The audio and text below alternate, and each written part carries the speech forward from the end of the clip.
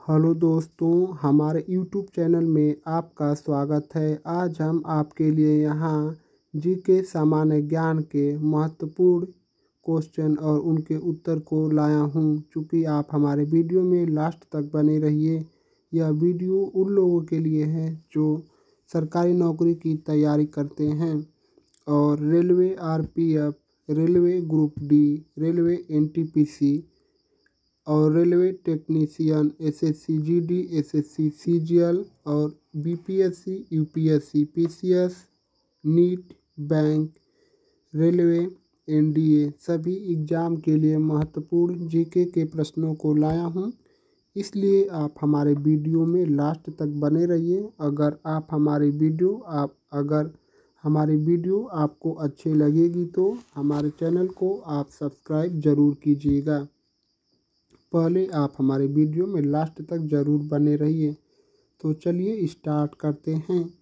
प्रश्न संख्या 1, भारत का पहला परमाणु रिएक्टर कौन सा था?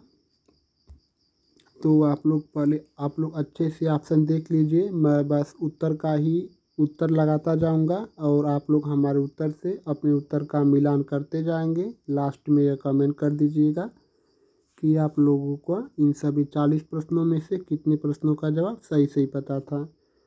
तो प्रश्न संख्या 1 का उत्तर होगा आपका ऑप्शन बी, अप्सरा। भारत का पहला परमाणु रिएक्टर अप्सरा था।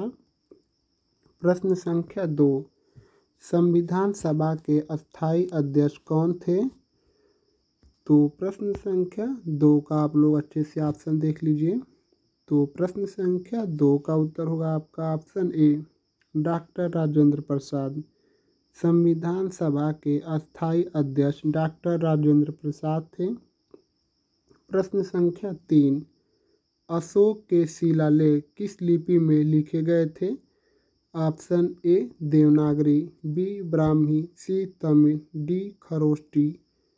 तो प्रश्न संख्या 3 का उत्तर होगा आपका ऑप्शन बी, ब्राह्मी लिपि में। अशोक के शिलालेख ब्राह्मी लिपि में लिखे गए थे। प्रश्न संख्या 4, चंद्रगुप्त मौर्य के दरबार में कौन सा यूनानी राजदूत आया था? आप लोग अच्छे से ऑप्शन देख लीजिए। फिर उसके बाद हमारे उत्तर से अपने उत्तर का जरूर मिलान कीजिए। तो प्रश्न संख्या 4 का उत्तर होगा आपका ऑप्शन ए, मेगास्थनीज। चंद्रगुप्त मौर्य के दरबार में मेगास्थनीज एक ऐसा यूनानी था जो सर्वप्रथम चंद्रगुप्त मौर्य के दरबार में आया था। प्रश्न संख्या 5, भारत में पहली जनगणना किस वर्ष हुई थी? तो प्रश्न संख्या 5 का उत्तर होगा आपका ऑप्शन ए, 1872 में लॉर्ड मेयो के समय भारत में पहली बार जनगणना हुई थी। प्रश्न संख्या 6, खगोल शास्त्र का जनक किसे कहा जाता है? आप लोग पहले अच्छे से ऑप्शन देख लीजिए। नीचे ऑप्शन दिया है बी सी डी। तो प्रश्न संख्या 6 का उत्तर होगा आपका ऑप्शन ए, आर्यभट्ट। खगोल शास्त्र का जनक आर्यभट्ट को कहा जाता है। प्रश्न संख्या 7, भारत में योजना आयोग का गठन किस वर्ष हुआ था? आप लोग अच्छे से ऑप्शन देखिए और हमारे उत्तर से अपने उत्तर का जरूर मिलान कीजिए। भारत में योजना आयोग का गठन सन 1950 में हुआ था। इस प्रश्न का उत्तर होगा आपका ऑप्शन बी। प्रश्न संख्या 8, विश्व का सबसे लंबा नदी कौन सी है? आप लोग ऑप्शन देख सकते हैं। तो प्रश्न संख्या 8 का उत्तर होगा आपका ऑप्शन बी, नील नदी। विश्व का सबसे लंबी नदी नील नदी है।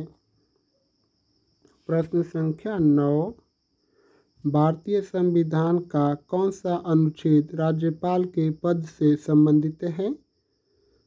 तो भारतीय संविधान का कौन सा अनुच्छेद राज्यपाल के पद से संबंधित है?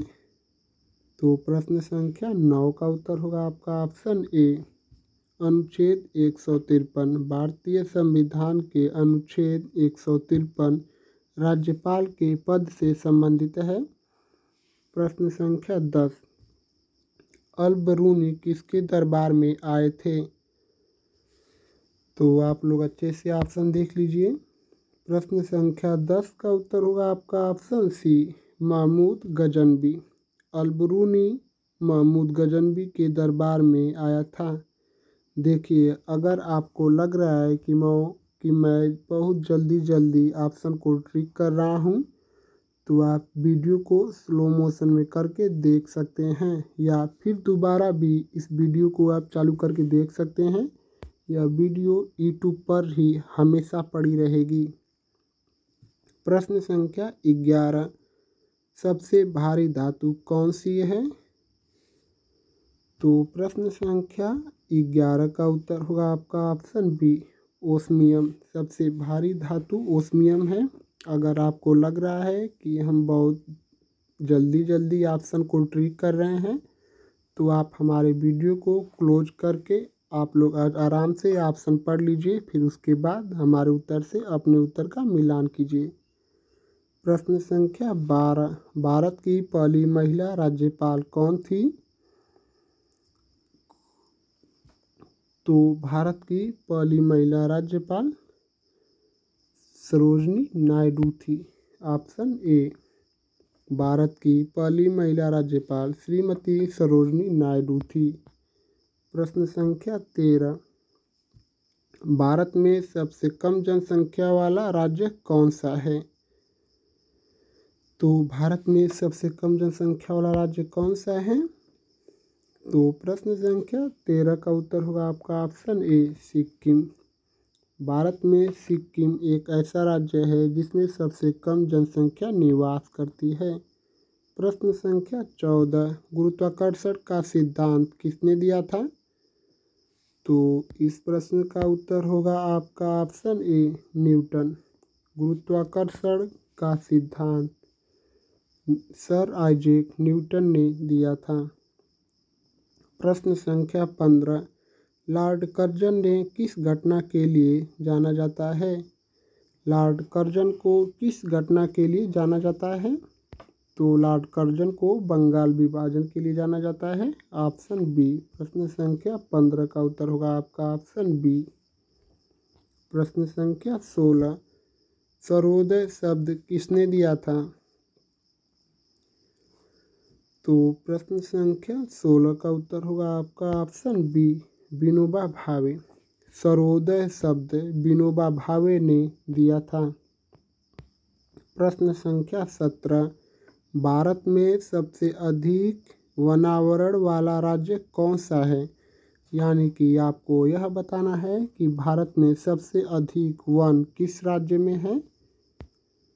तो प्रश्न संख्या 17 का उत्तर होगा आपका ऑप्शन ए, मध्य प्रदेश। प्रश्न संख्या 18, महाभाष्य के रचयिता कौन है? तो महाभाष्य के रचयिता कौन है, आपको यह बताना है।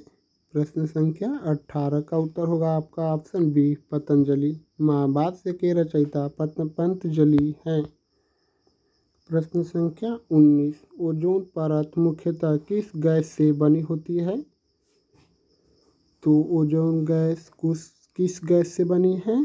और ओजोन गैस का सूत्र O3 होता है। तो इस प्रश्न का उत्तर होगा आपका ऑप्शन सी, ओजोन। ओजोन परत मुख्यतः ओजोन गैस से बनी होती है और ओजोन गैस का सूत्र O3 होता है। प्रश्न संख्या 20, पृथ्वी पर सबसे कठोर खनिज कौन सा है? पृथ्वी पर सबसे कठोर खनिज कौन सा है? इस प्रश्न का उत्तर होगा आपका ऑप्शन बी, डायमंड। पृथ्वी पर सबसे कठोर खनिज डायमंड है। प्रश्न संख्या 21, मुस्लिम लीग की स्थापना कब हुई थी? तो मुस्लिम लीग की स्थापना किस सन में हुई थी? प्रश्न संख्या 21 का उत्तर होगा आपका ऑप्शन बी, 1906। मुस्लिम लीग की स्थापना 1906 में हुई थी। प्रश्न संख्या 22, भारतीय संविधान की 9वीं अनुसूची किससे संबंधित है? तो प्रश्न संख्या 22 का उत्तर होगा आपका ऑप्शन बी, भूमि सुधार से। भारतीय संविधान की 9वीं अनुसूची भूमि सुधार से संबंधित है। प्रश्न संख्या 23, कौन सा ग्रह शुक्र तारे के रूप में जाना जाता है? तो शुक्र तारे के रूप में कौन सा ग्रह जाना जाता है? तो प्रश्न संख्या 23 का उत्तर होगा आपका ऑप्शन सी, शुक्र ग्रह को शुक्र तारे के रूप में भी जाना जाता है। प्रश्न संख्या 24, सुभाष चंद्र बोस ने किस वर्ष आज़ाद हिंद फौज का गठन किया था? सुभाष चंद्र बोस ने आज़ाद हिंद फौज को कब गठन किया था? तो आज़ाद हिंद फौज का गठन किस वर्ष हुआ था? प्रश्न संख्या 24 का उत्तर होगा आपका ऑप्शन सी, 1943 में सुभाष चंद्र बोस ने आज़ाद हिंद फौज का गठन 1943 ईस्वी में किया था। प्रश्न संख्या 25, वायसराय लॉर्ड माउंटबेटन ने भारत छोड़ने की घोषणा कब की थी? आप लोग नीचे पहले ऑप्शन देख लीजिए। नीचे ऑप्शन दिया है ABCD, भारत छोड़ने की घोषणा कब की गई थी? तो प्रश्न संख्या 25 का उत्तर होगा आपका ऑप्शन सी, यानी कि 1947। 1947 में लॉर्ड माउंटबेटन ने भारत छोड़ने की घोषणा की थी। प्रश्न संख्या 26, वेदों की ओर लौटो का नारा किसने दिया था?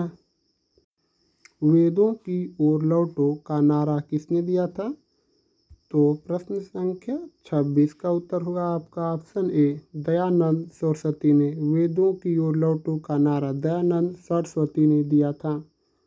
प्रश्न संख्या 27, कौन सा भारतीय राज्य ब्लैक बक्स के लिए प्रसिद्ध है? तो भारत का ऐसा कौन सा राज्य है जो ब्लैक बक्स के लिए प्रसिद्ध है? तो प्रश्न संख्या 27 का उत्तर होगा आपका ऑप्शन बी, गुजरात। भारत का गुजरात राज्य ब्लैक बक्स के लिए प्रसिद्ध है। प्रश्न संख्या 28, इनकलाब जिंदाबाद का नारा किसने दिया था? इनकलाब जिंदाबाद का नारा किसने दिया था? इस प्रश्न का उत्तर होगा आपका ऑप्शन ए, भगत सिंह। इनकलाब जिंदाबाद का नारा भगत सिंह ने दिया था। प्रश्न संख्या 29, भारत का सबसे बड़ा बंदरगाह कौन सा है? तो भारत का सबसे बड़ा बंदरगाह कौन सा है? इस प्रश्न का उत्तर होगा आपका ऑप्शन बी, मुंबई। भारत का सबसे बड़ा बंदरगाह मुंबई बंदरगाह है। अगर आपको लगता है कि मैं जल्दी क्वेश्चन का आंसर बता रहा हूं, तो आप हमारे वीडियो को क्लोज करके ऑप्शन मिला सकते हैं मुझसे। प्रश्न संख्या 30, भारत का पहला उपग्रह कौन सा था? तो भारत का सर्वप्रथम उपग्रह कौन सा था? प्रश्न संख्या 30 का उत्तर होगा आपका ऑप्शन सी, आर्यभट्ट। प्रश्न संख्या 31, भारतीय राष्ट्रीय कांग्रेस के पहले अध्यक्ष कौन थे? तो प्रश्न संख्या 30 का आप लोग नीचे ऑप्शन देख सकते हैं। भारतीय राष्ट्रीय कांग्रेस के पहले अध्यक्ष कौन थे? इस प्रश्न का उत्तर होगा आपका ऑप्शन सी, WC बनर्जी। भारतीय राष्ट्रीय कांग्रेस के पहले अध्यक्ष WC बनर्जी थे। प्रश्न संख्या 32, कौन सा ग्रह अपनी दूरी पर सबसे तेजी से घूमता है? सबसे तेजी से कौन सा ग्रह घूमता है? तो प्रश्न संख्या 32 का उत्तर होगा आपका ऑप्शन बी, बृहस्पति। प्रश्न संख्या 33, हड़प्पा सभ्यता का कौन सा स्थल पाकिस्तान में स्थित नहीं है? इस प्रश्न का आपको यह बताना है कि हड़प्पा सभ्यता का ऐसा कौन सा स्थल है जो पाकिस्तान में स्थित नहीं है। तो प्रश्न संख्या 33 का उत्तर होगा आपका ऑप्शन ए, लोथल। लोथल एक ऐसा सभ्यता है जो हड़प्पा सभ्यता का ऐसा भाग है जो पाकिस्तान में नहीं स्थित है। प्रश्न संख्या 34, भारतीय राष्ट्रीय ध्वज की रूपरेखा किसने तैयार की थी? भारतीय राष्ट्रीय ध्वज की रूपरेखा किसने तैयार की थी? तो प्रश्न संख्या 34 का उत्तर होगा आपका ऑप्शन सी, पंगली वेंकैया। प्रश्न संख्या 35, किस भारतीय स्वतंत्रता सेनानी को नेपोलियन ऑफ इंडिया कहा जाता है? नेपोलियन ऑफ इंडिया के नाम से किस स्वतंत्रता सेनानी को कहा जाता है? तो प्रश्न संख्या 35 का उत्तर होगा आपका ऑप्शन बी, समुद्रगुप्त को। समुद्रगुप्त को कहा जाता है नेपोलियन ऑफ इंडिया, यानी भारत का नेपोलियन समुद्रगुप्त को कहा जाता है। प्रश्न संख्या 36, किस वर्ष में जलियांवाला बाग हत्याकांड हुआ था? जलियांवाला बाग हत्याकांड किस वर्ष हुआ था? तो इस प्रश्न का उत्तर होगा आपका ऑप्शन बी, 1919 में। जलियांवाला बाग हत्याकांड 1919 में हुआ था। प्रश्न संख्या 37, विश्व की सबसे पुरानी ज्ञात सभ्यता कौन सी है? ऑप्शन ए, हड़प्पा सभ्यता, बी, मेसोपोटामिया की सभ्यता, सी, माया सभ्यता, डी, मिस्र की सभ्यता। तो प्रश्न संख्या 37 का उत्तर होगा आपका ऑप्शन बी, मेसोपोटामिया की सभ्यता। विश्व की सबसे पुरानी सभ्यता मेसोपोटामिया की सभ्यता है। प्रश्न संख्या 38, वंदे मातरम गीत के लेखक कौन हैं? तो वंदे मातरम के लेखक कौन हैं? प्रश्न संख्या 38 का उत्तर होगा आपका ऑप्शन बी, बंकिम चंद्र चट्टोपाध्याय। वंदे मातरम गीत के लेखक बंकिम चंद्र चट्टोपाध्याय जी हैं। प्रश्न संख्या 39, भारतीय संविधान के किस अनुच्छेद में राष्ट्रपति शासन का प्रावधान है? तो राष्ट्रपति शासन का प्रावधान संविधान के किस अनुच्छेद में है? तो इस प्रश्न का उत्तर होगा आपका ऑप्शन बी, अनुच्छेद 356 में राष्ट्रपति शासन का प्रावधान है। राष्ट्रपति शासन का प्रावधान अनुच्छेद 356 में है। प्रश्न संख्या 40 और आज के प्रैक्टिस सेट का लास्ट क्वेश्चन, अगर आप हमारे चैनल पर पहली बार आए हैं तो हमारे चैनल को सब्सक्राइब करके चैनल के बेल आइकन को प्रेस कर दीजिए, क्योंकि वीडियो हम जब भी अपलोड करें तो आप तक सबसे पहले पहुंच सके, जिससे कि आपका सपना सरकारी नौकरी में जाने का पूरा हो सके। जितनी आप मेहनत करेंगे उतना ही आप सरकारी नौकरी के करीब पहुंचेंगे। GK/GS की हमारी यह क्लास अब समाप्त हो जाएगी और चैनल को सब्सक्राइब करना नहीं भूलना दोस्तों। प्लीज़ आप लोग हमारे चैनल को ज़रूर सब्सक्राइब कीजिए। तो प्रश्न संख्या 40, किस सुल्तान को नायक का नक्शा कहा जाता है? आप लोग ऑप्शन देख सकते हैं और इस प्रश्न का उत्तर आपको हमको कमेंट में बताना है। मैं यह प्रश्न आपके लिए छोड़ रहा हूं। देखते हैं कितने लोगों का जवाब सही मिल पाता है। किस सुल्तान को नायक का नक्शा कहा जाता है? इस प्रश्न का उत्तर आप लोग कमेंट में बताइए और हमारे चैनल को एक सब्सक्राइब ज़रूर कीजिए दोस्तों, और हो सकता है तो आप लोग अधिक से अधिक शेयर भी कीजिए। आप लोग का बहुत बहुत धन्यवाद दोस्तों।